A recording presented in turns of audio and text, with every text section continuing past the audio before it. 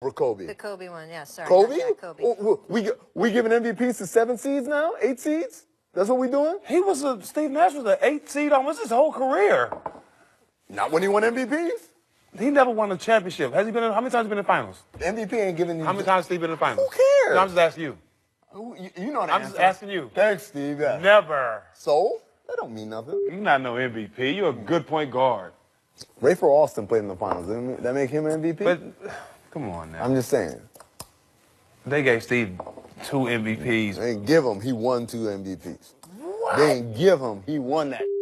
Because they put him out there with 4 dudes. So you telling me Steve Nash was the best in the NBA 2 years in a row? Yes. 100%. First of all, shout out Producer Danny and Producer Steve, who knew that actually running that sound would be a good idea. Producer Mahmood, who put all of those very important bleeps over you. This was during one of the commercial breaks yesterday, during our show, debate over whether Nash deserved his second MVP in '06 over Kobe. Do any of you have any follow-up thoughts before we move on? I love Steve Nash. Like I told you, know how I feel. Steve Nash is my guy. He was my vet when I got drafted. I love Steve Nash. But I just don't feel he was the best in the league those 2 years. That's just what it is. I mean, I'm happy he got him. I'm proud of him, but I just feel like Kobe should have got it. I think what people miss is because he didn't average 35 a game, that means he wasn't best in the league. Steve Nash showed everybody that basketball, there's more to it than just getting buckets. And when you look at what the team did when he played versus when he didn't play, we were the best team in the league when he played, and when we didn't play, we were a lottery team. If that ain't most valuable, I don't know what is. I'm never like super comfortable with that being the biggest factor. You're supposed to reward a guy who's on a bad team without him, and then a guy who's on a good team, we're supposed to say, oh no. No, but it's not because he's on a good team. I'm telling you, he made it a good team. And when he didn't play, they weren't even 500. They weren't even a playoff team. I think part of came. Lamar missed that whole second year. What about that? Part of the complication and everyone thought they were going to be a 7 seed, 8 seed, and maybe not make the playoffs. He was hurt a lot. Don't you think part of the complication here, too, is that it's not specifically, oh, gee, did Steve deserve 2 MVPs, but people feeling like Kobe deserved more than 1 in his career? And the idea that Kobe Bryant is only a one-time MVP, something had to be wrong, and one of those had to be his. That's not Steve's fault. That's not Steve's fault, but she makes a lot of sense. But we can't sit here and start to count how many MVPs everybody got. Like, oh, he should have had more MVPs. Shaq only got 1 MVP. You think Shaq's a one-time MVP? Steve probably stole one from Shaq. Come on, man. Our League Pass game of the night, Lakers-Pelicans. Channing Frye spoke with the Orange County Register, had some flattering things to say about the Lakers. Quote, I love this guy. Seriously, Channing Frye is the best. I think you are going to see a lot of guys this summer who want to play with Lonzo and Kuz and Brandon and guys that they have here and just build from that. This is a pretty appealing place. Stack, how appealing are the Lakers in free agency? Let me say this. They might be appealing. Those young guys can play. But Channing Frye, bro, this is my thing. I'm tired of guys go to these teams, and they feel like they got to just kiss up the whole time they He's trying to get a deal, Fat. That's what I'm saying.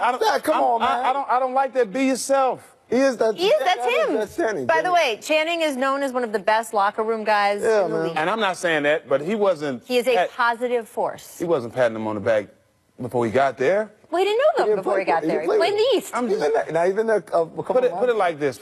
I'm just saying, when you go to the team, it's cool to big up your teammates and all that. But this is going a little too far to me, okay? This is going a little too far. The guy's going to be a free agent. He needs a deal, too. But, again, I think the most important thing, we talked about it off air, is that for Lakers fans, they need to come to grips with if LeBron doesn't come, it's not the end of the world. You guys have a nice thing that's going. This is the first time I think the Lakers have ever actually built a team from the ground up. Well, this is a great also visual for the rest of the league. They don't have their pick, right? So here's what happens when a team who isn't making the playoffs but still tries to win, what they look like. Look at that winning culture. All right, this just in at the buzzer. You have to see this play from the Brazilian league. Oh, you're not going to make me say His team is down 2. He misses the free throw on purpose, gets his own rebound. He hits the game winner, falling out of bounds with a human on top of him. It kind of looks like Rick, he knew where it was going, like he put a spin on it to go. How do you Is do this that, though? No. Producer I Danny wants have to know, no is this idea. the greatest game-winning shot in the history of basketball? It's got to be because that's like the hard part isn't making the shot. The hard part It's is knowing where the ball's going. It is how in do the you make- Brazilian league. I gotta give it. He put a spin on that ball I'm to not make saying it go it that wasn't way. hard, but the history of basketball, that's a lot. You We sound like will see Noah. you next Don't week. keep We're Noah off to do it. tomorrow. The Sports Nation is next. Don't keep Noah can do that. All right, welcome to Sports Nation, folks. The Spurs are at odds with Kawhi, or And are Kawhi they? seems to be at odds with Kawhi. Okay, he is, right? Okay, so was last night a turning point for the Cavs? Oh, jeez. They You think won so? chips. They don't have turning points. Oh, my bad. Sorry. All right. Is this the greatest play you have ever seen? Well, I saw a play at the club one time, but basketball, yeah. A player at the club? yeah. All right. That's fine. I see what you're saying. Welcome to Sports Nation. Sports Nation is presented by Toyota. Okay, so welcome to Sports Nation. I'm Carrie Champion, joined by LZ, and I guess in moments from now, will Amin Al-Hassan be joining Hey, us? what happened to Marcellus? Marcellus is on vacation. Amin is, I see Amin in the back, folks. Someone Okay. will be here. Right now it's just you and I, but... Oh, I'm okay with I'm that. okay with that, too. So let's get it started. We got a packed show. Going Places, presented by Toyota. First up, tell me Kawhi. Well, I saw what you did there. You see what I'm saying? Kawhi, what? Very clever. According to ESPN's Adrian Wojnarowski, the Spurs held a players-only meeting Saturday night to employ Kawhi Leonard to return to the lineup. They got him shaking. I know. Well, reports say that Tony Parker spearheaded the meeting, and the conversation was tense and emotional, with Kawhi being absolutely Kawhi, resolute in his response, insisting that he had good reason to sit out. But today, Danny Green tweeted that that report is not true. So here's the question. Who looks worse right now, in your opinion? Will it be the Spurs, or is it really Kawhi? Unfortunately, Kawhi looks bad right now. This is why. Why? 20 years we've known the Spurs to be nothing but excellence. Okay. For 20 years, Greg Popovich has been the master of doing what? Keeping his players healthy. So much to the point in which he kind of invented this resting pattern so that guys wouldn't be burnt out when it comes to the playoffs. So when you know all this goodwill about the best coach with the best running organization who cares about his players, and then you have a guy who's basically became a star within the last 2 to 3 seasons, have issues with the organization because of the history that's been built up. You gotta give the Spurs the benefit of the doubt more so than Kawhi. He's been a star for a very long time. But not that long. No, he was the He's reason. a two-time, first-time He was the All-NBA. reason, and remember Greg Popovich says they were the reason why he was the reason why they beat the Miami Heat. So he's been a star for a minute. But here's the thing, Greg Popovich is the one who said he should be held out. Amin's joining us now, so I appreciate it. Popovich, thank you for joining us. Greg Popovich is the one who said he was held out. So who looks worse in your opinion? Because we're just trying to figure this out. Is it the Spurs or Kawhi up top? To me, the Spurs look worse because you've got a guy who's not ready, and they're trying to peer pressure him into playing. What was that? You get a moment.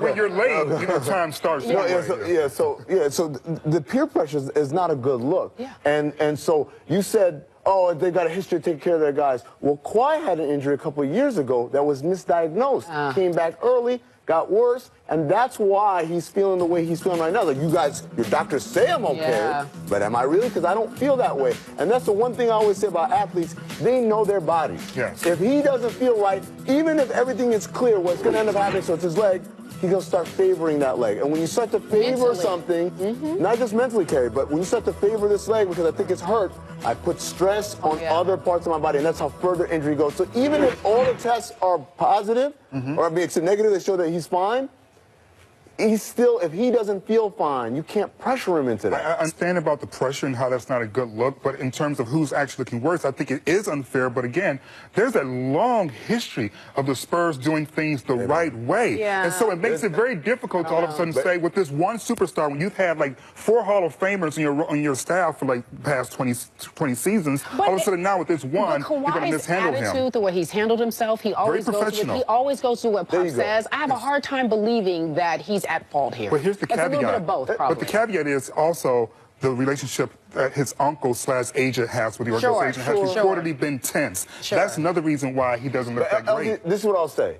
we harp about guys having reputations, building good reputations all the time, right? We killed DeMarcus Cousins in Sacramento because every time something happened, we're like, well, it's not my fault. Well, like, you got a reputation for that. Right. Ron Artest, Dennis Rodman, Steven Jackson, all these guys didn't get the benefit of the doubt because of their reputations for one reason or another. This dude has had nothing but clean. Now it's the first time he's in rocky water. We're going to try and throw him under the bus. He don't get any benefit of the doubt for his reputation. All right, guys, I got to leave it right there. I appreciate you giving him the benefit of the doubt. I agree with you on that one. We shall see. It will move on. I didn't take an L on that. Oh, you took an L. Season-defining win. You did not. Last night, the Cavs rallied from a 15-point halftime deficit, and they shocked the Raptors. I don't know if it was shocked. LeBron led the Furious comeback, 35 and 17, 0 turnovers. That's a nice stat line. That's amazing. After the game, the head coach, or the acting head coach, Larry Drew, said he witnessed a breakthrough performance. Let's listen.